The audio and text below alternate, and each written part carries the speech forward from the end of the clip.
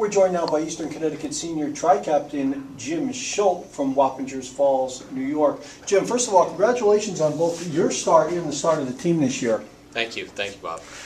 Jim, you guys are ranked second. You're ranked first in New England, and you're ranked seventh nationally. Do players look at polls?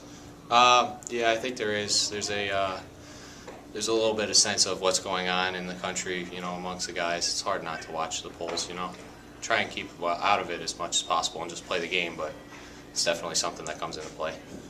Jim, you guys got 9 seniors this year, which is an incredible number. Not only is it incredible because of the number of them, but the fact that virtually every single one of those seniors is a contributor to this team. This is a very veteran team, isn't it? Yeah, we got an experienced group of guys out there that definitely enjoy playing together, and that's something that's huge for us. I know Coach Holowati last year, talking to him, was disappointed with last year's team. He felt the team never came together. There was a lot of selfishness on that team. Is that something you guys talk about? Is that something you guys are aware of, trying to fix? Yeah, I think it's just about the guys that are here liking to be together, liking to play the game hard, liking to pick each other up, liking to win together. That's what it's really about, and that's definitely something that we're aware of as a group. Jim, you came off with probably one of your best pitching performances ever over the weekend against Plymouth State.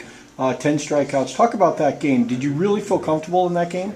Yeah, that was the best I've ever felt. I think it was definitely the best game I've ever pitched. It was something that just came natural to me that day. It was just like, almost pitching third person, if you know what I mean. Well, you've always pitched well against Plymouth. I believe you pitched against them a couple of years before that, or last year, and you did very well. Now you got Southern Maine this weekend. You're 2-0 in the conference, right? Got Southern Maine this weekend, and you're pitching the second game. You haven't started before against Southern Maine, have you? No, last year I came in out of the pen against them up there, and was able to shut down a game against them. They're a good team. They're a good group of hitters that you definitely got to attack.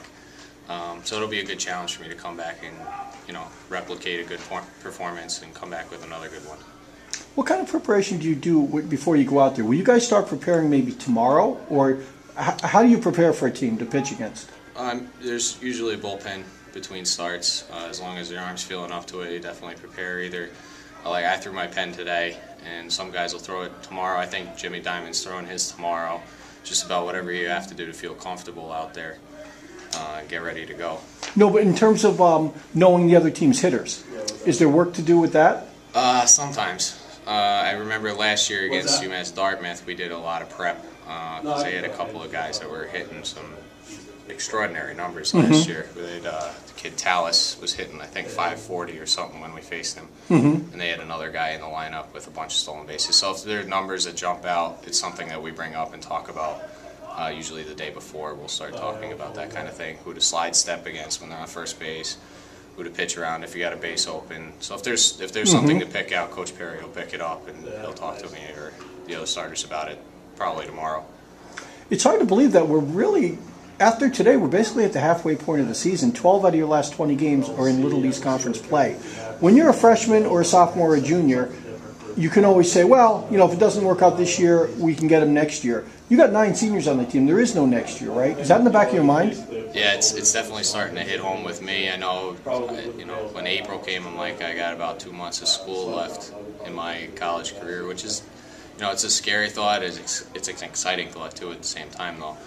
There's no next year for me or the other 9 guys out, the other 8 seniors out there. We have this year. We're trying to make this year our best year we can do. Is it hard for you because, you've been a 4-year starter. You're on the brink of being among Eastern's all-time leaders in a lot of categories. Hits, you need 2 hits for 200, RBIs, games played. Is it hard to just put that individual stuff in the back burner and say, we got to do something this year? You're always concentrating on doing whatever it is to help the team, whether it's coming up with the hit or whether it's moving a guy over or pitching strikes out there. You just try and do what it is that helps the team. The accolades will come, the numbers will come.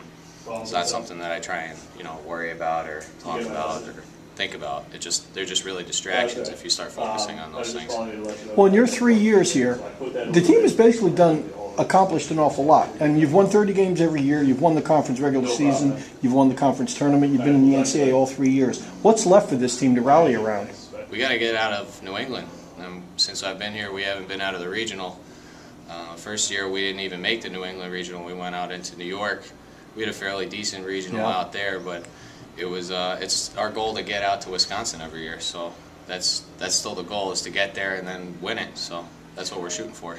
Well, last question. I know you want to get back down to the field. Coach Holowati, he was always concerned with you because you've played right field and you've pitched. And that's got to be a wear on you by the end of the year. This year you're DHing and pitching. Do you feel stronger, or do you think that's a good thing for him to do that? Yeah, it's definitely a good thing to do. Last year we definitely burned me out a little bit too quick in the season, and just had a tough stretch where I had to sit a game here and there, or take a DH day off. But doing it the way we're doing it this year is definitely the most beneficial thing in order to save the leg, save the arm, and keep the body fresh, because playoffs are what we play for here. So whatever it is, we got to do, and this is working. So. All right, Jimmy, thank you for joining us. I know you want to get back down on the field. You're DHing today, batting third like you've been doing all year. Thank you very much. Good luck the rest of the year. Thank you, Bob.